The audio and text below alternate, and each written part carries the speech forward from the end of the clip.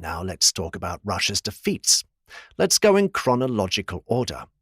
In the Crimean War, which lasted from 1853 to 1856, Russia sought to expand its influence in the Balkans and seize control of Moldova and Wallachia. In response, Great Britain and France sided with the Ottoman Empire to limit Russian expansion. The famous siege of Sevastopol lasted about a year. The Russians faced significant difficulties due to outdated military strategies and supply problems. Important battles at Alma and Inkerman ended in defeat for Russia. In 1856, the Treaty of Paris was signed. It limited Russia's military presence in the Black Sea.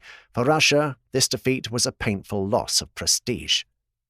The Russo-Japanese War of 1905 also added to Russia's list of defeats. At the time, Japan looked on the map much like Ukraine does today. The population was also not in Japan's favor, with 141 million against 46 million, but the Russians were unable to make use of this advantage of 4.5 million soldiers against 850,000 at the start of the war. The Japanese acted faster and more cohesively and also outnumbered the Russians technically, and in 1905 Russia was shaken by a revolution. As a result, in the war with Japan, Russia lost 2 of its 3 fleets, half of Sakhalin Island, a lot of money, and its internal stability. The First World War is also not on the list of Russian victories.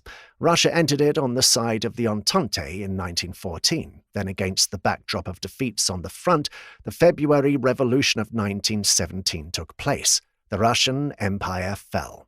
The next revolution, the October Revolution, brought the Bolsheviks to power. And in March 1918, Russia signed the Treaty of Brest-Litovsk with Germany, which effectively took it out of the war.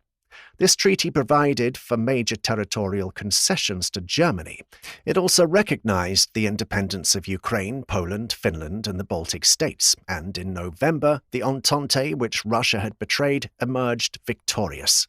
Russia plunged into civil war, which in turn led to the creation of the USSR in 1922.